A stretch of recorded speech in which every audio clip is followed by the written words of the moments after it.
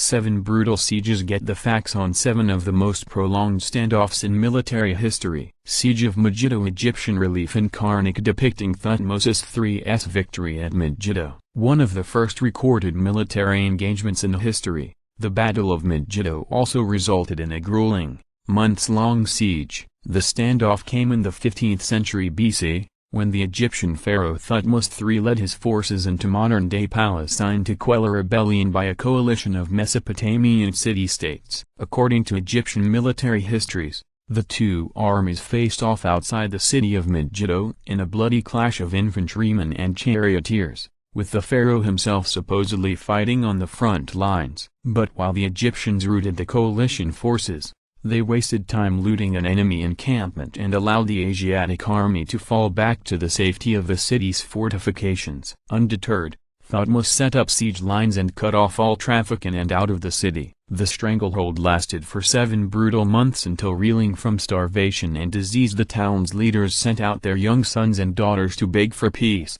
Having pacified the surrounding region, Thutmose spared Megiddo in exchange for a vow of loyalty from the city's survivors. Siege of Vicksburg. Along with the Battle of Gettysburg, the Siege of Vicksburg stands as one of the major turning points in the Civil War. The deadlock began in May 1863, when Union General Ulysses S. Grant trapped Confederate forces under John C. Pemberton within the town of Vicksburg, Mississippi. After probing the Confederate lines in a pair of unsuccessful assaults, Grant reluctantly ordered his men to dig trenches and lay siege to the city. Desperate to avoid the carnage, many of the city's civilians were forced to take refuge in a network of clay caves that became known as the Prairie Dog Village. In an effort to break the standoff, Grant's forces eventually dug a tunnel and detonated mines under the city's fortifications. While the outnumbered Southerners managed to hold their lines and seal the breach, their victory proved short-lived. Without reinforcements and with only meager supplies,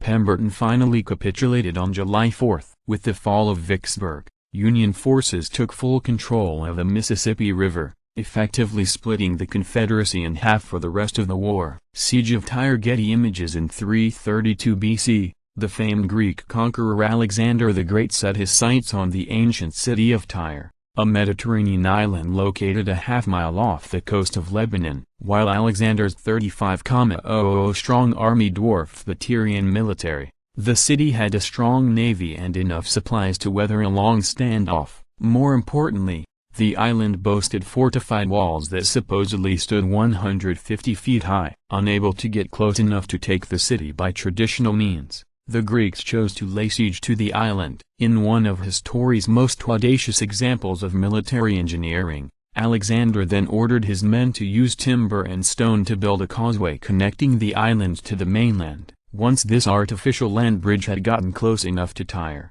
his men were able to set up siege engines and bombard the city walls. After a 7-month standoff, the Greek forces finally breached the fortifications and took the island in a brutal onslaught. Amazingly, Alexander's makeshift causeway later collected sand and silt, permanently changing the island of Tyre into a peninsula. Siege of Candia. 17th century map of Candia, credit, Getty Images.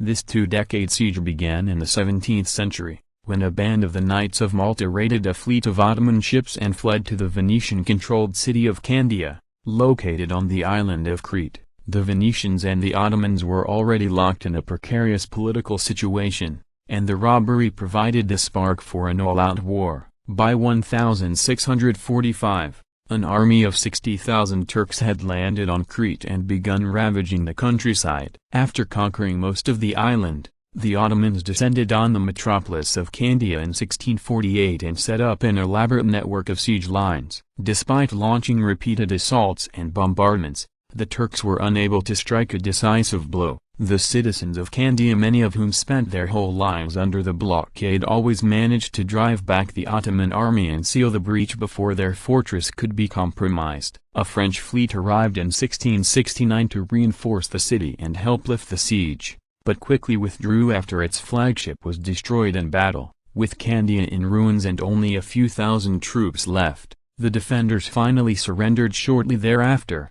By the time the blockade finally lifted in September 1669, The city had been under siege for an astonishing 21 years and 4 months. Siege of Carthage. This grisly standoff came as part of the Third Punic War, the last in a series of notoriously violent clashes between the ancient Romans and the Phoenician city of Carthage. In 149 BC, a Roman army led by Scipio Aemilianus arrived in North Africa intent on destroying Carthage once and for all. Met by 60-foot walls, the Romans cordoned off the city, set up camp and laid siege. The Carthaginians had prepared for the invasion by turning most of their city into an armory and enlisting slaves and civilians into the military. According to the ancient historian Appian, the women of Carthage even cut off their hair so it could be used as rope for makeshift catapults. Faced with this level of resistance, the Romans were held at bay for 3 long years. When they finally breached the walls in 146 BC, Scipio's forces had to fight their way through the city streets for 6 days and nights before defeating the Carthaginian resistance. By the time the battle had ended, the 700-year-old city of Carthage lay in ruins and its remaining 50,000 inhabitants had been sold into slavery. Siege of Leningrad. Russian exhibit depicting Siege of Leningrad. Credit: Getty Images. World War I. Siege of Leningrad stands as a chilling reminder of the toll a military blockade can take on a civilian population. German forces first reached the city in 1941 as part of Operation Barbarossa, a massive surprise attack on the Soviet Union. Eager to avoid the carnage of urban warfare, the Nazis made no serious attempts to take Leningrad by force. Instead, Adolf Hitler opted for a brutal alternative, laying siege and starving the city into submission. The 3 million inhabitants of Leningrad had been caught unprepared, and lacked sufficient supplies for a prolonged standoff. In addition to daily bombardments by the Luftwaffe, they were soon forced to contend with extreme hunger, freezing temperatures and disease. People ate everything from wallpaper paste to shoe leather to supplement their meager bread rations, and some even resorted to cannibalism.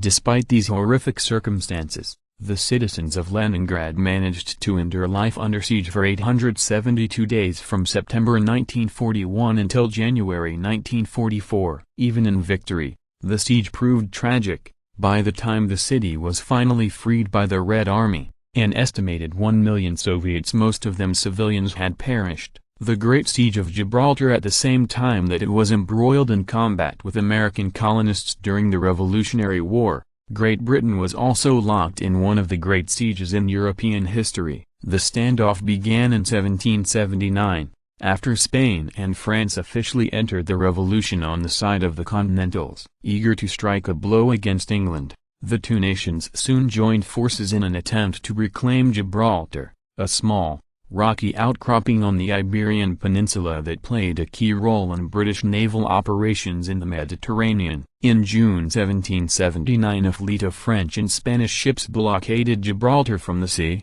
while a large infantry force constructed redoubts and other fortifications on land. The two nations hoped they could force Gibraltar's small garrison of 5,000 troops into a war of attrition, but their siege lines ultimately proved no match for the British Navy, which ran the blockade twice, first in 1780 and then again in 1781. In between these vital resupply operations, the defenders of Gibraltar kept the besiegers at bay with sharpshooters, cannon fire and surprise nighttime attacks. Realizing they could not starve out the garrison, the French and Spanish launched a massive offensive in September 1782, only to be thwarted by the British artillery's use of ORD hot-shot-heated cannonballs that set fire to whole ships and batteries. Defeated, the French and Spanish finally lifted their blockade in February 1783. By that time, the British forces on Gibraltar had been under siege for 3 years and 7 months.